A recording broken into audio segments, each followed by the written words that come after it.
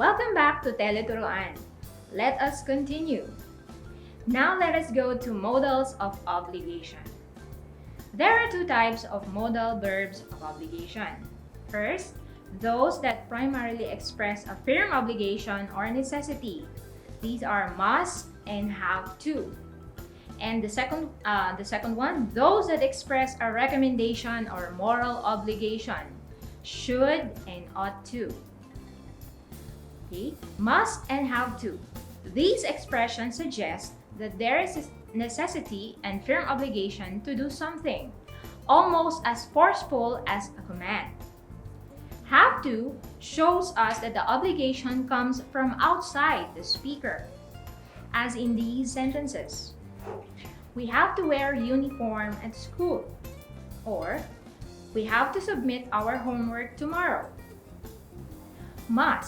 Must expresses a strong obligation, which comes from the speaker or the authority that wrote the sentence.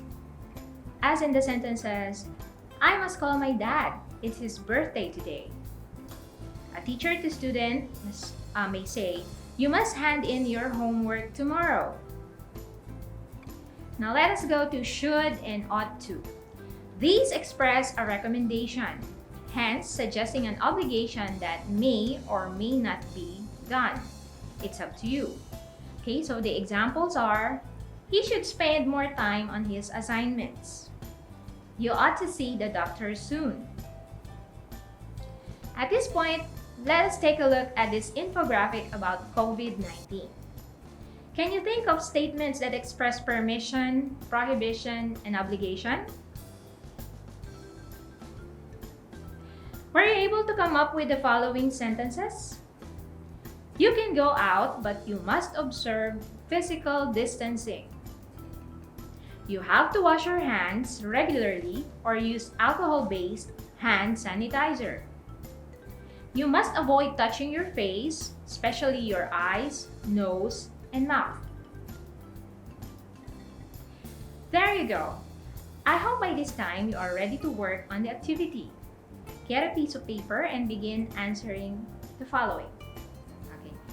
Use must, have to, should, and ought to correctly fill in the following sentences. Number 1. Children blank obey their parents. Number 2. Parents blank respect their children too. Number 3. Challenges blank not keep us from achieving our dreams. Number 4.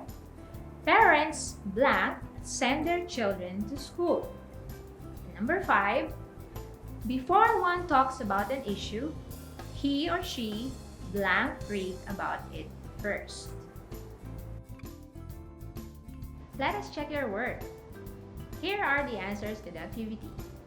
Number 1, must. Number 2, should. Number 3, must not. Number 4, should. And number 5, has to. Were you able to get all the answers correctly? Very good.